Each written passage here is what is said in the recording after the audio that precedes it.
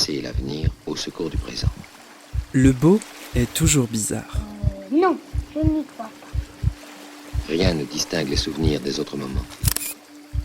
Le bizarre est souvent beau. C'est cette bizarrerie qui le fait être particulièrement le beau. Le beau bizarre Non, oui, pour moi, oui. de Zineb Souleimani.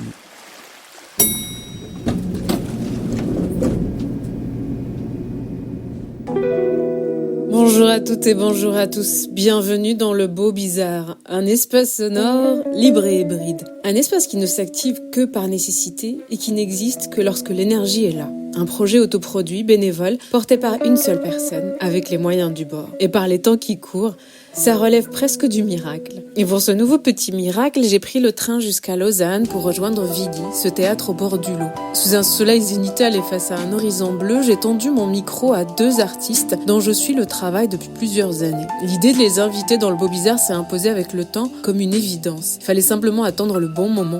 Shoot Twice, le projet qu'elle co-signe, m'en a offert l'occasion. Non pas un, mais deux miracles. Les avoir toutes les deux ici, ensemble. J'ai donc le plaisir de vous partager cet épisode avec Katharina Andriou et Mélissa Gay. Je vous souhaite une très belle écoute.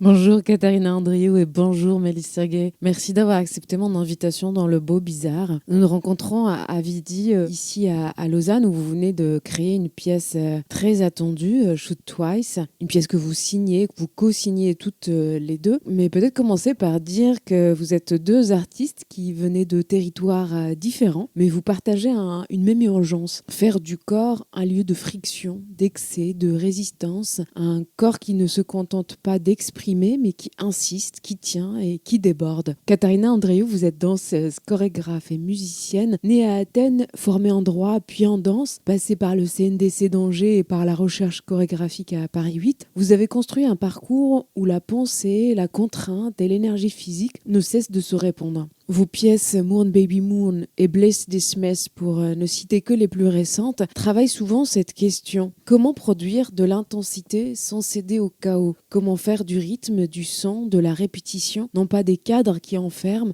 mais des forces qui régénèrent le corps? Mélissa Gay, vous venez d'un autre rapport à la scène, plus frontal, plus organique, traversé par la performance, la musique, l'improvisation et le monde de la nuit. Formé entre Bruxelles et Lausanne, passé par la manufacture, vous avez développé avec votre compagnie Sumu des pièces comme Rapunzel ou Down, pour aussi ne citer que les plus récentes, où le corps là semble toujours au bord d'une métamorphose, d'un débordement, d'une cérémonie, parfois même d'une expérience magnétique et puissante. Avec Shoot Twice, vous vous retrouvez autour d'un geste élémentaire, crier. Un cri qui n'est pas seulement une décharge ni une simple colère, mais un cri qui devient un moteur de composition, un cri de ralliement, une manière de transformer l'intensité brute des émotions en énergie de jeu, de puissance et peut-être de joie. Un cri partagé, physique, vibrant, d'un concert dansé ou d'une danse sonore. Nous y reviendrons. On pourrait dire que là où vous, Katharina Andriou, vous organisez l'attention jusqu'à en faire une architecture d'endurance, vous, Mélissa Gay, vous laissez apparaître l'instabilité comme une force de métamorphose. Shoot Twice serait alors le lieu où ces deux régimes se rencontrent. Ni maîtrise pure, ni abandon total, mais une circulation entre vos corps, vos voix, le rythme, la colère, le désir et le collectif aussi, mais j'ajouterais aussi de la sororité, qui est très discrète, mais qui est là. C'est une pièce que vous venez tout juste de créer. Vous avez joué la première il y a 2 jours, la deuxième hier, et vous apprêtez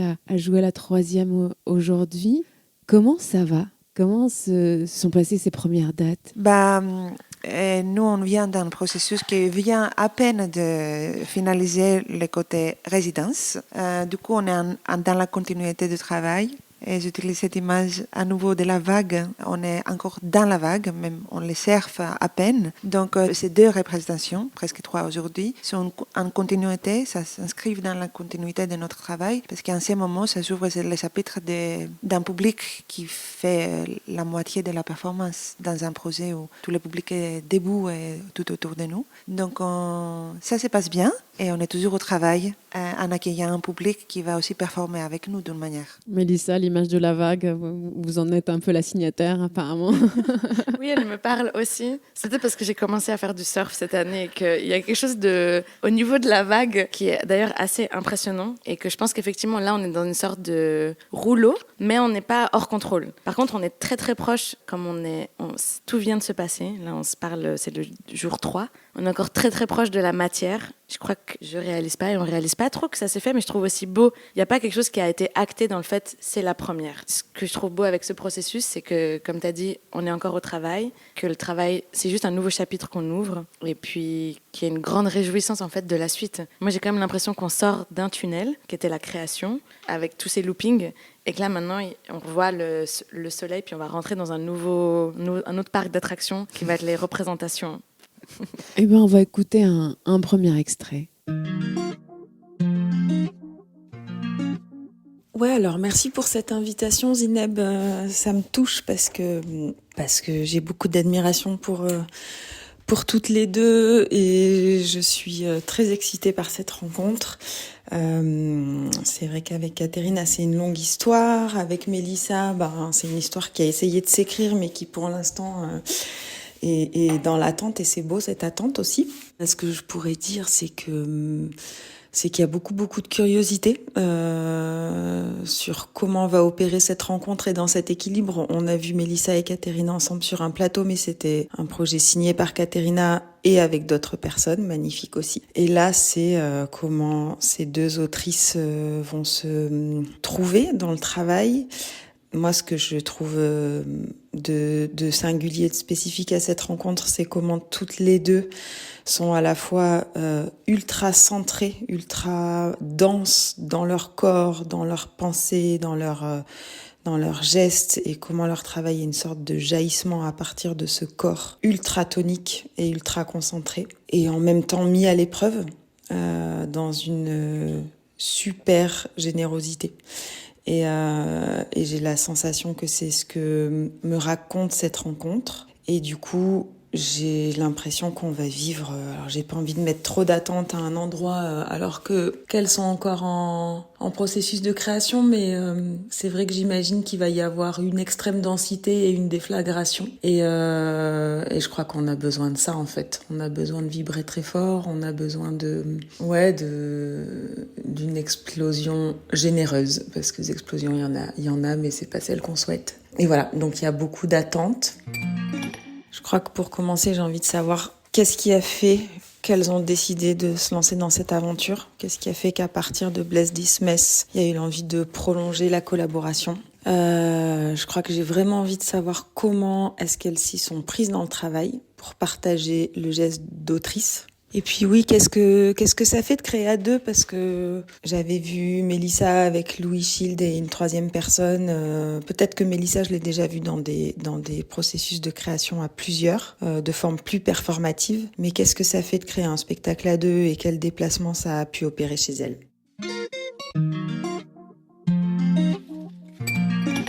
Alors ici, Lou Coulimbani, qui a fondé et dirigé le festival Parallèle à Marseille pendant 15 ans, avant d'arriver à la direction depuis l'année dernière, pavillon de la DC à Genève, ici en Suisse. Elle connaît bien votre travail à toutes les deux et s'interroge sur votre rencontre et ce désir de création que vous avez eu en commun. Et je dois avouer qu'elle n'est pas la seule à se poser cette question.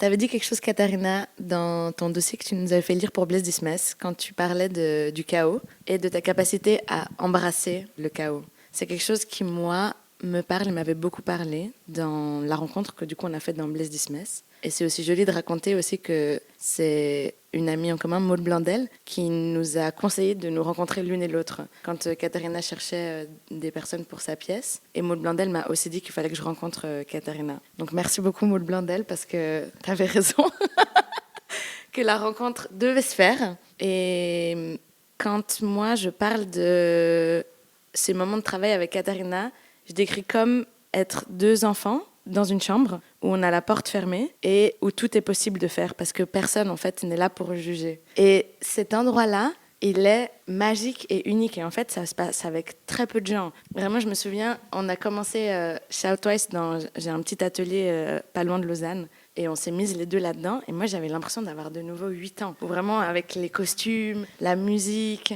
et en fait ça, on s'est dit, pendant une année, on va travailler à construire cet endroit de liberté. En fait, moi, je me sens libre avec Katharina et j'ai l'impression que je peux tout faire. Et il y a cette grande confiance qui est là entre nous. Du coup, il y a eu cette envie qui a commencé à se développer dans notre rencontre à Blaise Dismes, que maintenant perdure, pas seulement sur la scène, mais aussi en tant qu'humaine, dans notre relation, parler de sororité. Et que ça, en fait, pour moi, c'est pas juste faire un spectacle, mais c'est tout ce qu'il y a autour qui m'a nourri énormément de la rencontre, de ton univers, de ce que tu proposes en tant qu'humaine et en tant que aussi compagnonne dans cette aventure avec les hauts et les bas.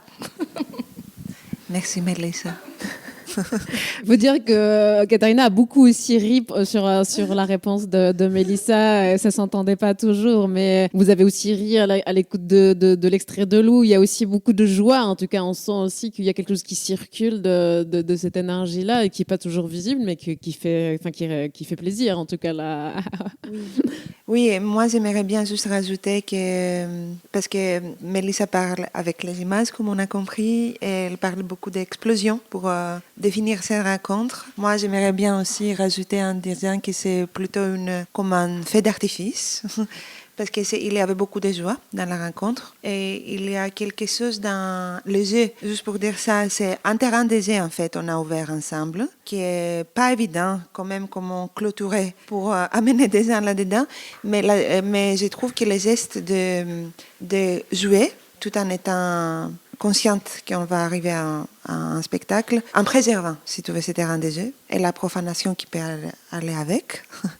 Et c'était très important. Il n'y a pas beaucoup de monde avec lequel tu peux avoir la confiance de pouvoir rentrer là-dedans. Et juste une petite note pour Lou, que on remercie énormément pour son mot. C'est quelqu'un qui nous a, en tout cas, elle m'a beaucoup accompagnée depuis 2016. Je voulais juste dire que on a démarré ce projet avec cette, je peux le dire, entre guillemets, innocence de continuer de jouer ensemble d'une manière encore plus libre et peut-être encore plus intense qu'à Blaise Dismes. Et c'est vrai qu'il y a petit à petit ces attentes qui sont très bienvenues parce que ça vient plutôt d'un désir des autres de voir. Il faut juste, moi j'aimerais bien juste noter là que nous-mêmes, on continue à se rencontrer avec Mélissa. Et c'est normal parce que il y a plusieurs des façades de la vie, le travail est proche, selon où on est en travail, etc.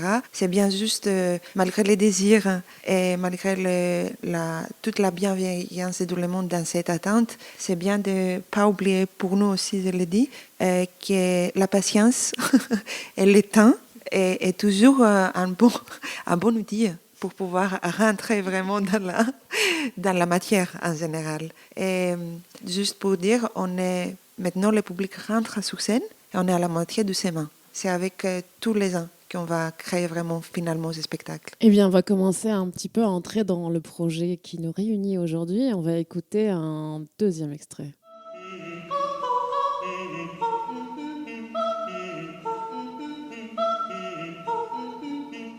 Enfant, j'ai dû faire de la rééducation oculaire.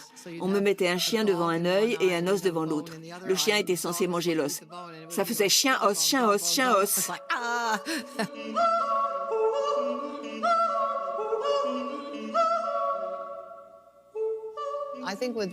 À cause de mon problème aux yeux, j'avais une mauvaise coordination. Ma mère a vu que j'avais des facilités dans le domaine du rythme et de la musique. Alors elle m'a inscrite à l'école Dalcroze Eurythmics. J'y suis allée de 3 à 7 ans. Dalcroze est un compositeur suisse du 19e siècle. Il a remarqué qu'un de ses élèves avait du mal à apprendre la musique, mais bougeait à la perfection. Il a eu l'idée d'associer les deux et d'enseigner le rythme par le corps. Moi, j'apprenais le mouvement grâce à la musique et les autres apprenaient la musique par le mouvement.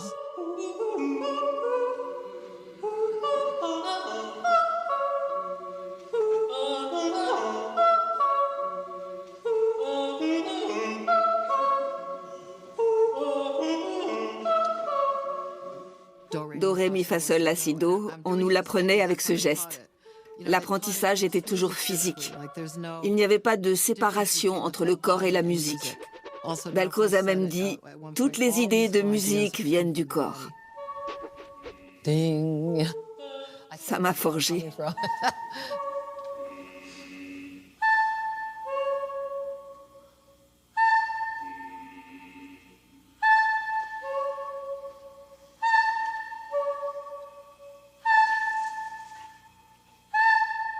Ici, Meredith Monk, qui est cette chanteuse et compositrice états-unienne qui jouait beaucoup avec les possibilités et les richesses qu'offre la voix. Elle revient notamment sur ce déficit visuel qu'elle avait enfant et qui a permis d'aller vers d'autres méthodes d'apprentissage. Je ne sais pas si elle fait partie des références que vous avez mobilisées ou si elle vous parle dans ce qu'elle dit, notamment avec cette idée que toutes les idées de musique viennent du corps. Comment vous la recevez ?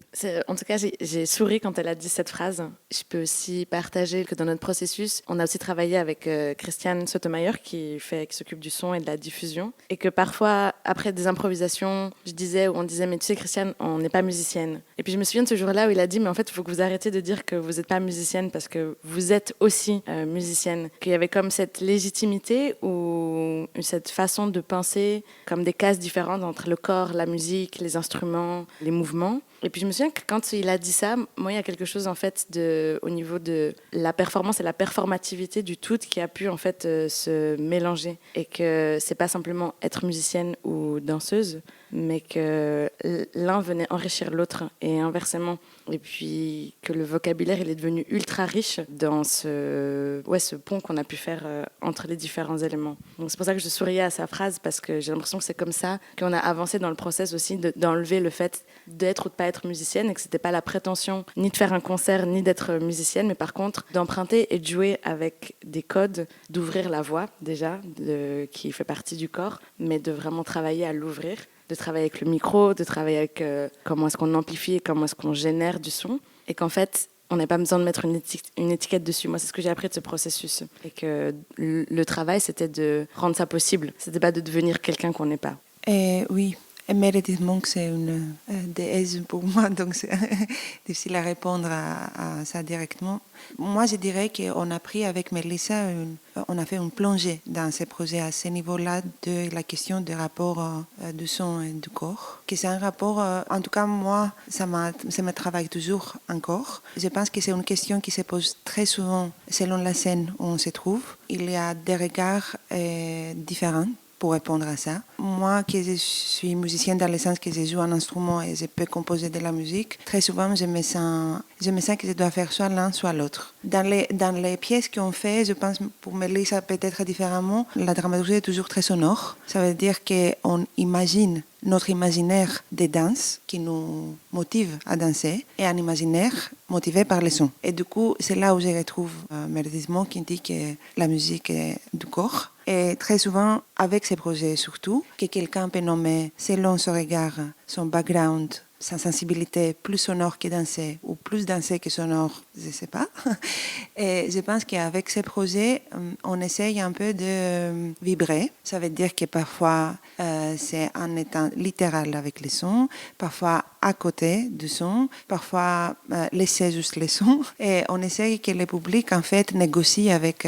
on met en place, en fait, ces négociations. En fait, c'est ou la danse ou les sons, tous les deux. C'est pour ça que c'est un projet très hybride.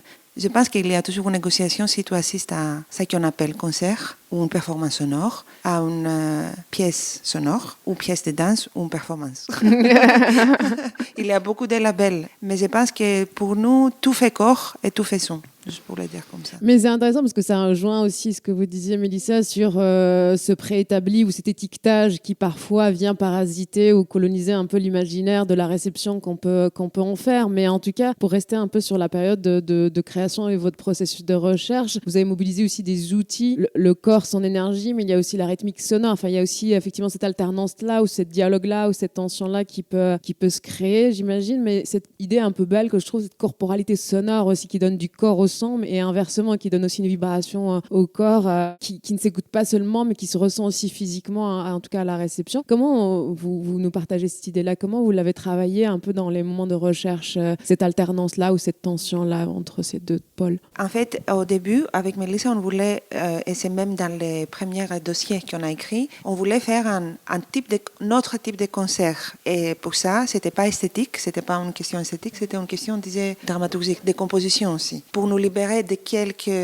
en quelque sorte d'une attente, comment on va faire une dramaturgie juste à travers une idée, un concept ou le corps. On cherchait avec l'improvisation des matières où les sons et les corps se mêlent, mais c'est très souvent des matières sonores avec des instruments, comme Elisa dit, avec les corps pour un peu désinhiber la voix, comment désinhiber la voix, comment désinhiber l'instrument. Des matières qu'on pourrait directement prendre après et mettre presque côte à côte et voir qu'est-ce que ça produit comme format, ça. Aujourd'hui, on est arrivé à une dramaturgie plus comme un album, je dirais, de musique où les côtés up and down, il y a des vagues en fait, mais on est allé directement chercher dans des improvisations, comme tu as dit, des matières sonores et les reproduire et désinhiber les ressources qu'on avait, petits instruments qu'on pourrait faire, voix, corps aussi, rythme.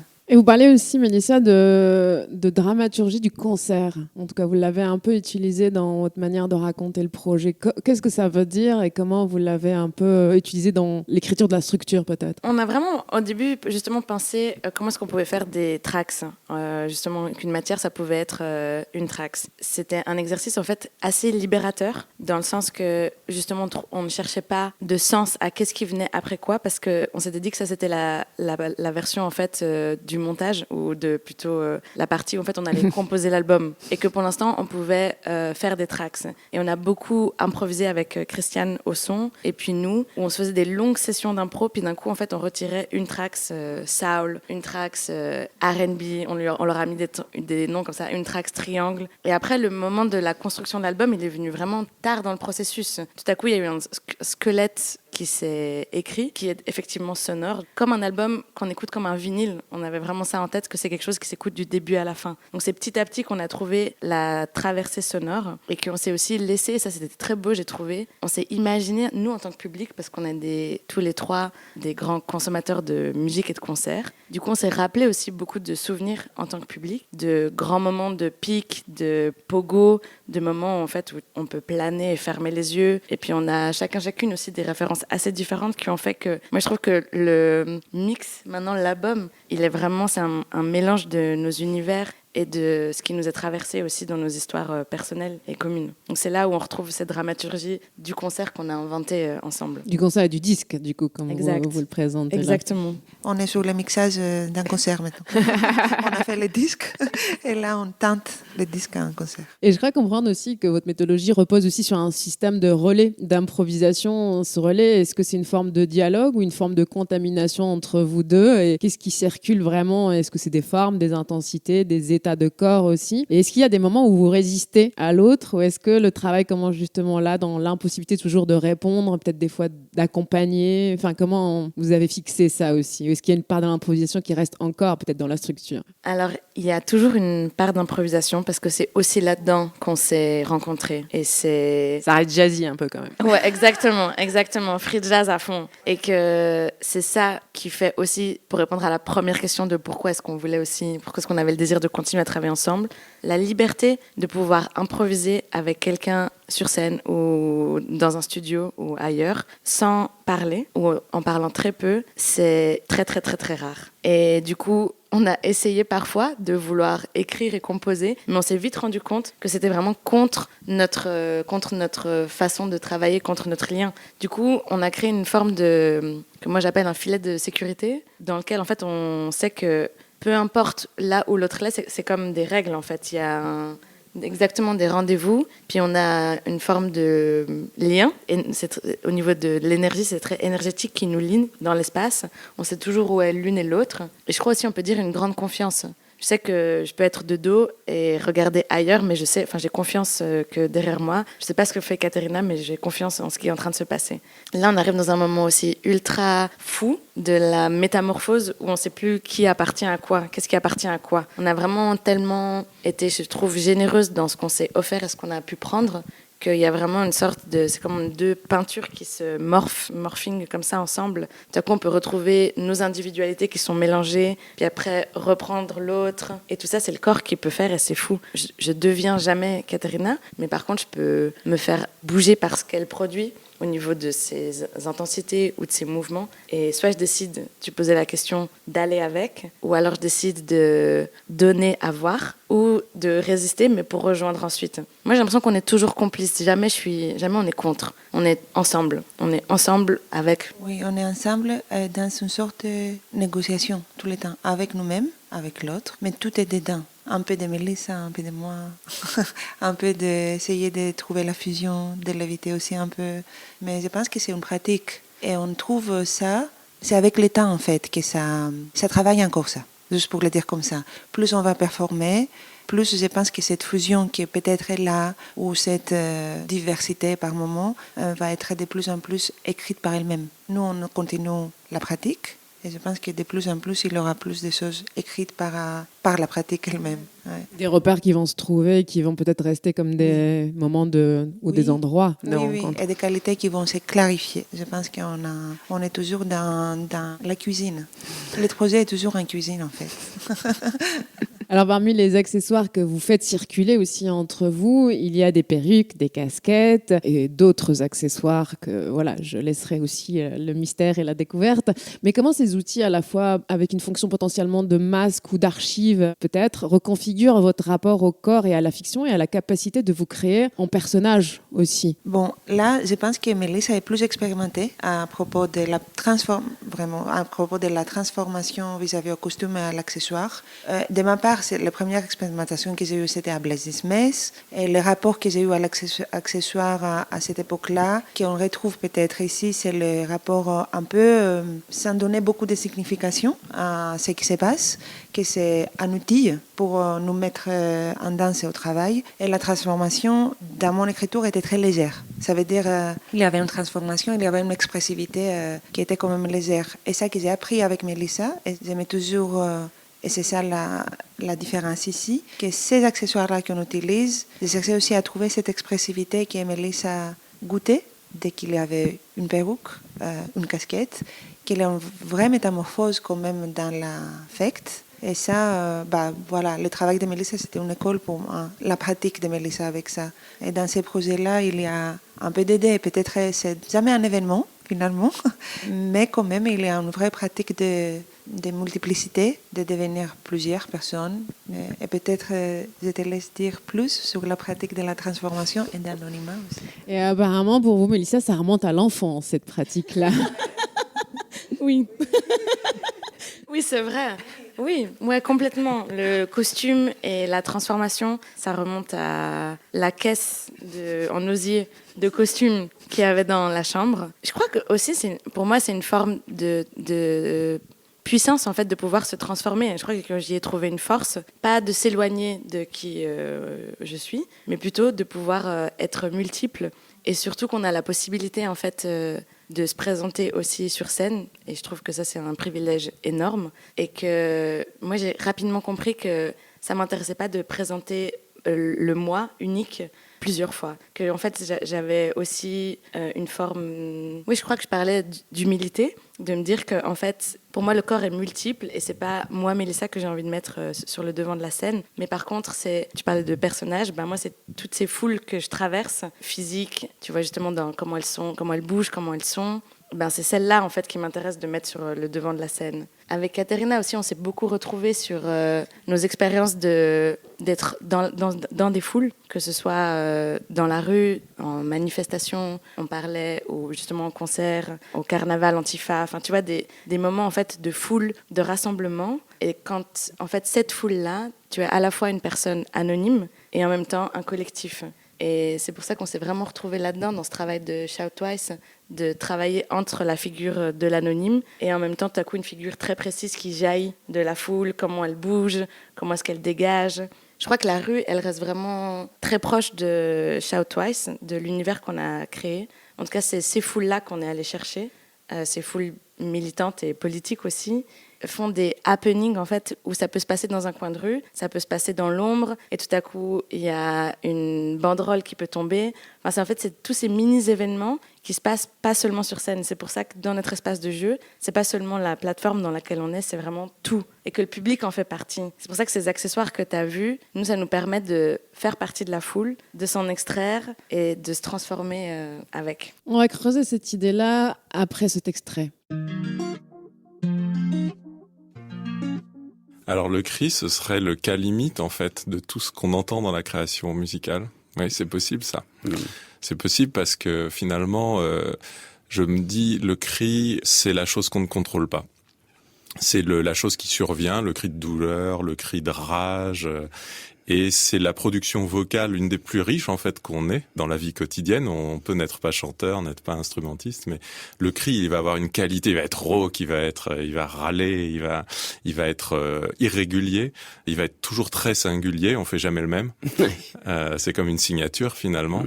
Et puis ce cri en même temps, ce qu'il a de très singulier, voilà, c'est qu'on ne le contrôle pas, il survient.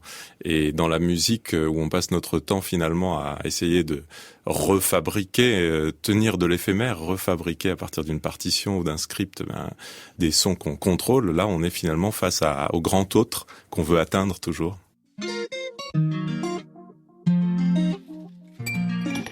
Alors, le musicologue Nicolas Donin convoque le cri, qui est aussi un fil dramaturgique dans votre écriture, je crois. Il y a des cris sourds, il y a des cris discrets, il y a des cris qui se manifestent autrement que par le cri lui-même. Qu'est-ce qui, aujourd'hui, vous oblige à crier, et surtout, qu'est-ce qui change quand ce cri ne se pousse plus seul, là? Et vous parlez même d'un cri dont l'effet perdure après coup, aussi notamment auprès du public. Et on parlait là tout à l'heure de foule, pour un peu raccrocher. Alors, tout d'abord, c'était très vite un mot qui nous a reliés. Ça, c'est important de le dire quand même. C'est comme si c'est... Pas comme si on voulait crier, parce qu'avant on ne l'a pas fait, mais c'est comme si on crie tout le temps.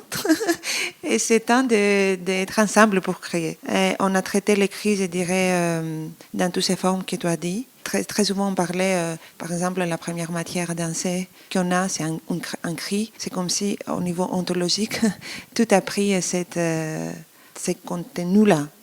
Tout est devenu cri dans ces projets-là. Et ce n'est pas toujours un cri désespéré, c'est parfois un cri de joie, comme une dramaturgie de Luna Park aussi, entre quelque chose qui peut être un cri de joie, un cri de douleur aussi, un petit cri de lamentation, tellement petit cri que toi t'en même pas.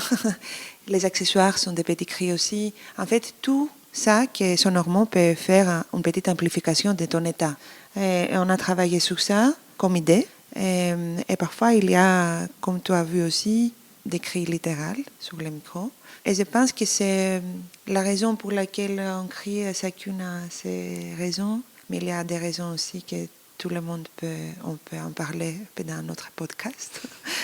Toutes ces forces qui nous façonnent, en fait, qui nous fait perdre les mots et aller vers l'écrit, qui veut dire très souvent la danse et la musique aussi. Oui, j'ai l'impression que ce qui nous a reliés aussi dans ce cri, on a aussi beaucoup parlé de résistance et de résistants, de résistantes, et que c'est un geste qui va contre quelque chose qui pourrait figer, quelque chose qui pourrait faire peur. Et puis il y a des milliers de choses qui me font et qui nous font peur en ce moment dans le monde, et que la puissance de décider de se mettre à deux pour amplifier, en fait, c'est vraiment l'idée de prendre ce que l'autre est en train de dire et de pouvoir l'amplifier.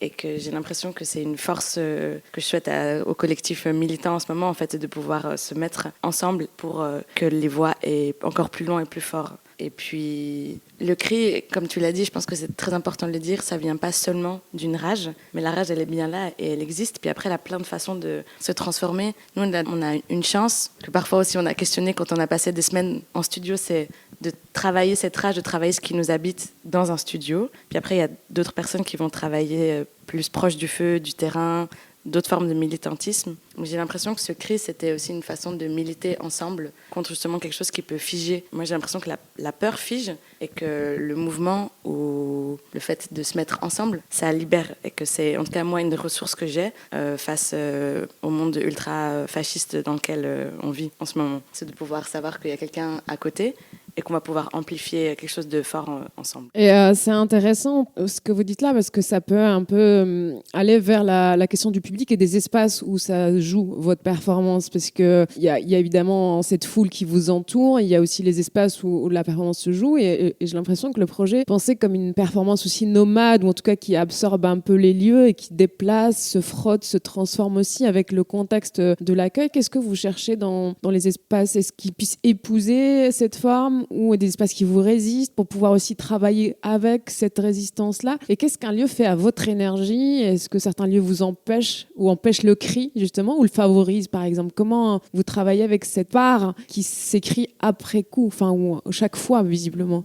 Ça, c'est un vrai chapitre du travail.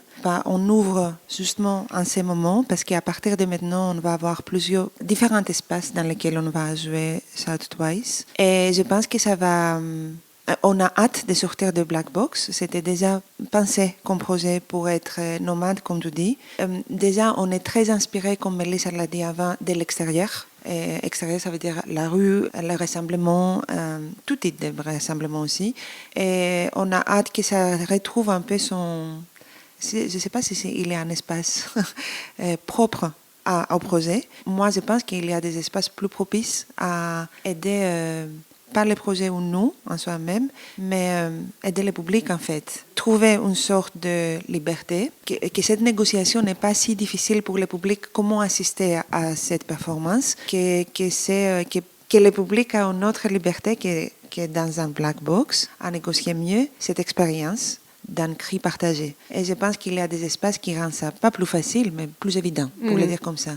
On n'a pas travaillé en résistance avec les black box non plus. On n'a pas voulu être contre quelque chose que nous-mêmes, on a choisi pour faire la première. On a fait un spectacle, ça veut dire dans la black box avec Southwise, mais on a hâte de prendre ces projets et les mettre dehors pour voir qu'est-ce que ça filtre les dehors aussi. En pensant toujours qu'on a nos matières, c'est pas juste qu'elles vont survivre dehors, mais je pense qu'elles vont être même amplifiées. Je pense que je peux rajouter aussi la question de l'architecture de la black box, mais aussi du public qu'elle invite. Que l'envie première de travailler ensemble, je me souviens, on s'est vus et on s'est dit, on sort de l'institution black box. C'était vraiment parce que Ekaterina et moi, on a déjà des projets nomades qu'on avait déjà pensés pour aller aussi vers d'autres foules. Et que c'est ces foules-là qui nous animent, c'est ces foules-là, j'ai l'impression, dont on fait partie. Il y a quelque chose de très étrange, mais que parfois de créer, en tout cas moi je me sens très éloignée de la communauté dans laquelle je fais partie parce que tout à coup on est dans la black box. Donc j'ai comme hâte, en étant très reconnaissante d'avoir pu créer ici, de ressortir et de partager aussi avec la communauté, avec les gens en fait qui viennent d'un terreau commun, ou alors comme tu as dit aussi, moi je me réjouis aussi de lieux où peut-être ça peut être tendu, où ça clash, d'être en tension dans quelque chose qui est moins acquis, d'un billet qui est acheté par des personnes qui connaissent les codes du théâtre et qui viennent assister à un festival.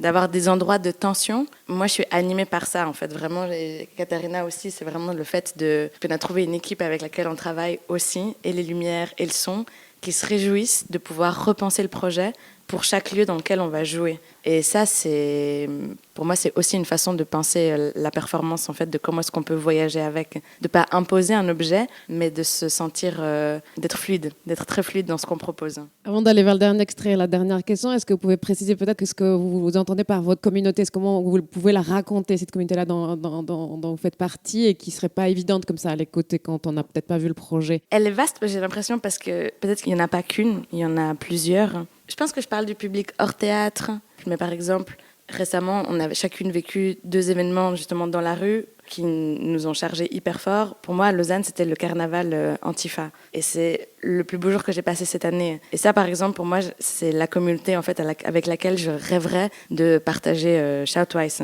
C'est dans des événements en fait, comme ça où tout à coup, je me dis, waouh, mais on met une scène, les haut-parleurs, et puis on partage un événement. Donc, je parle de la communauté qui milite et de la communauté en fait, qui désire se rassembler, pour qui aussi la culture elle est ultra importante. La communauté en fait, qui écrit aussi et qui remercie de faire des gestes comme ça parce que ça leur redonne de l'espoir. Et du coup, cette communauté peut venir au théâtre aussi, mais j'ai l'impression que tu as raison et qu'elle ne fait pas uniquement partie du milieu de la culture du théâtre. Elle est aussi dehors. En tout cas, c'est important pour nous, c'était important quand on voulait aussi sortir des Black Box, de confronter notre, pour le dire, pratique ou notre nécessité artistique et notre objet scénique avec, je vais le dire comme ça, je le dis très souvent, les réels, la réalité, la vie en fait, qui peut être soit des gens plus militants, soit non aussi, qui sont quand même juste dehors la porte de Black Box. Parce qu'en fait, parfois sont des festivals qui sont d'autres lieux, c'est l'architecture, c'est vrai, qui invite ça, mais on a très envie de tester, d'expérimenter jusqu'où on touche aussi. Et je pense que cette expérimentation était nécessaire pour nous parce qu'on commence à manipuler un peu mieux les codes du théâtre, à savoir comment toucher et comment ça touche, etc. On sait ça. Mais en tout cas, pour moi, c'est très important de comprendre sans forcer où sont les limites de ma pratique. Et il y a des objets comme South Twice que je pense, j'ai plus confiance que les limites sont plus loin que d'autres objets scéniques. Du coup, c'est la rencontre avec l'autre, en gros, un peu plus, d'une manière plus vaste aussi. Et ben, c'est une bonne transition vers la fin qui arrive déjà. C'est même plus que ça, je pense qu'on contrôle industriellement les dépenses d'énergie et que la danse, effectivement, est une forme d'épuisement souverain, émancipateur, le paradigme d'une dépense qui serait complètement gratuite, qui serait dispendieuse, débordante, futile et en ce sens inutile. Et c'est là pour moi toute sa dignité. Alors effectivement, on se retrouve aujourd'hui dans des sociétés industrielles, capitalistes et plus encore peut-être néolibérales, qui viennent organiser l'économie de nos fatigues. Celle de l'humanité, bien sûr, mais aussi celle de la Terre. L'épuisement, je crois, est la forme que prend le monde aujourd'hui, l'épuisement des ressources naturelles, bien sûr, mais encore la saturation des énergies nerveuses. Et on le voit peut-être à travers une figure historique qui est le burn-out. Après l'ascédie des moines médiévaux, la mélancolie des modernes ou le spleen des romantiques, mais aujourd'hui, on arrive à saturation dans des formes d'embrasement psychologique que sont le burn-out. Et ça, c'est pas nouveau tout à fait, hein. Nos sociétés modernes sont nerveuses, sont excitées depuis au moins la révolution industrielle. Elles poussent à cette dépense d'énergie. On pense à Breton, à Freud, à Nietzsche, et plus récemment à Virilio, à Bernard Stiegler, à Tristan Garcia, pour ne citer que. Ils s'accordent tous sur ce constat. L'intensité, la vitesse, le progrès sont quelque part le triumvirat de nos sociétés industrielles. Alors le prix à payer, bien sûr, eh bien, c'est cette pression qui vient s'exercer sur nos corps, ces chocs, ces heurts, qui ont besoin de trouver des lieux et des moyens pour se décharger. Oui, je crois qu'en fait, on vit dans une société où la fatigue est complètement culpabilisée. On ne nous laisse pas notre inactivité. On ne nous donne pas les moyens de nous ennuyer, de nous fatiguer correctement, sans que cela ne réponde à un paradigme de la productivité. Donc, il faut se répéter les choses contre la doxa des sociétés capitalistes dans lesquelles nous vivons aujourd'hui. Et effectivement, l'expérience de la fatigue, elle a ceci d'irremplaçable qu'elle négocie avec une forme de vide, avec une forme de vacuité. Et cette vacuité, cette forme d'absence à soi qu'on ressent dans la fatigue, n'est pas une non-expérience. C'est au contraire l'expérience d'une phénoménologie de la lourdeur de l'existence, du poids de la lourdeur. C'est donc une expérience ontologique, c'est une expérience de l'être. La fatigue, quelque part, c'est toujours une rencontre avec soi, avec l'être dans toute sa nudité. Et il me semble que la danse, en tant que désœuvrement, c'est une forme qui s'épuise elle-même, qui est à la fois vouée à disparaître et condamnée à renaître, comme la vie, comme le désir. Ici, Florian Guettet revient sur son essai « Tout à danser s'épuise », dans lequel, au moyen de nombreux exemples tirés de plusieurs époques, anciennes comme contemporaines, il oppose l'épuisement choisi de la danse à celui que subissent les corps d'une société capitaliste. Alors, il me semble pas qu'il y a toujours un discours hyper frontal dans votre travail, un discours politique explicite, mais il y a une sensation très forte d'époque, une tension, une saturation, peut-être parfois une impossibilité de dire. C'est pour ça que peut-être aussi ça passe par le corps et par l'énergie du corps. Est-ce que vous avez le sentiment que vos corps parle d'un monde précis, est-ce qu'il parle mieux que les mots parfois, et est-ce que vous cherchez justement à sortir de toute lisibilité politique, brouillée aussi un peu parfois? J'ai envie de dire que moi, j'ai fait la danse depuis 5 ans. Et à partir de ce moment-là, j'ai eu une maison où je me sentais safe. Ça veut dire que l'extérieur de cette maison, il y avait toujours une violence qui me dépassait. Ça peut être micro-sociétal. À 5 ans, on parle d'une micro-société. Et aujourd'hui, dans un monde entier. Pour moi, très personnellement, et je le dis avec toute modestie, c'est ça qui me fait mes axes, en fait. C'est là où je trouve ma parole, peut-être. C'est là où je me situe un peu mieux. Je pense, chacune d'entre nous a une pratique comme ça. C'est devenu finalement mon métier. Finalement, je l'ai fait dans des spectacles, je fais des spectacles dans des théâtres, etc. Donc, forcément, ça rentre dans un système, et là, je suis très d'accord, plutôt capitaliste, parce qu'on fait partie de ça. Et au niveau de l'épuisement, moi, je ne sais pas, comme tu as dit au début de l'introduction, je pense que je ne suis pas très d'accord. En tout cas, ma danse, je ne veux pas que ma danse porte le discours de l'épuisement de soi-même. ou de l'endurance même, comme lutte contre quelque chose. C'est plutôt pour moi une force de générer de l'énergie et de générer de la positivité. Malgré le fait que oui, on assiste à quelque chose qu'il a un effort dedans, il a une fatigue qui va avec, mais on se fatigue aussi en faisant la fête parfois. Donc comme on a dit pour Southwise aussi, il y a le même, with the same currency, avec le même monnaie, en fait, tu as les deux. Et c'est pour ça que j'aime bien le mot insistance plutôt que répétition, dynamo plutôt que épuisement, quelque chose qui circule et qui donne de l'énergie et qui fait parler, sans oublier que tout ça amène à forcément tout corps est politique, parce que selon où tu le situes, etc., qu'est-ce que ça porte comme contexte. Et moi, je trouve qu'il y a quelque chose avec la tonicité aussi, le tonus qu'on met sur Southwise, et ce tonus qui garde à l'intérieur beaucoup de désirs, une implosion peut-être, qui parfois explose, plus comme un feu d'artifice qu'une bombe, je dirais. Du coup, ça cherche plus l'énergie et la force pour ouvrir la porte et sortir dehors après. Juste avant que vous répondiez, Mélissa, je pense que dans l'extrait, il y a l'idée aussi de choisir ses épuisements. C'est-à-dire plutôt choisir les épuisements de la danse ou de la fête que de choisir l'épuisement d'un système capitaliste qu'on servirait. Oui, et je crois que nous, on a choisi. Ouais. On a choisi et que c'est clair, que ça, pour le coup, c'est frontal, c'est direct. Enfin, il n'y a pas de filtre. On a choisi, on a fait le pacte avec ça. Si c'est un pacte avec le diable, je suis ravie d'avoir fait ce pacte-là.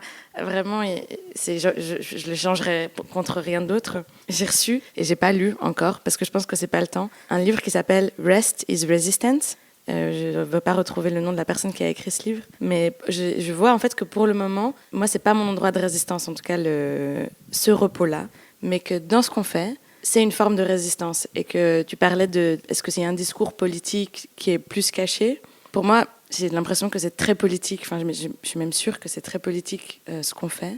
Rapidement aussi, j'ai découvert la force que les mots ont versus la force que le corps et les mouvements ont comme moyen de transmettre et de partager. Et j'ai aussi choisi et signé dans mon camp. J'adore lire, écouter et j'aime beaucoup les mots et comment c'est utilisé. Mais il y a quelque chose au niveau de l'imperceptible et de l'imaginaire que le corps peut convoquer, que je trouve que les mots figent. Et que moi, ce qui me plaît dans ce qu'on fait, c'est l'imaginaire que les gens vont projeter. C'est cet espace de projection et d'imaginaire que nous, en fait, on a créé un terrain de sororité, qui soit politique, de rêve, d'amusement, de magie, qui est très concret et très imaginaire aussi en même temps, dans lequel, en fait, les gens viennent projeter, questionner et rêver avec. Et puis moi, c'est cet échange-là, en fait, que je trouve que les mots ne parfois permettent pas, que le corps, lui, et la danse permettent. Je vais citer parce que tu as parlé d'imaginaire relatif à la BC. Une fois, elle m'a dit, face à une grève qui était annoncée,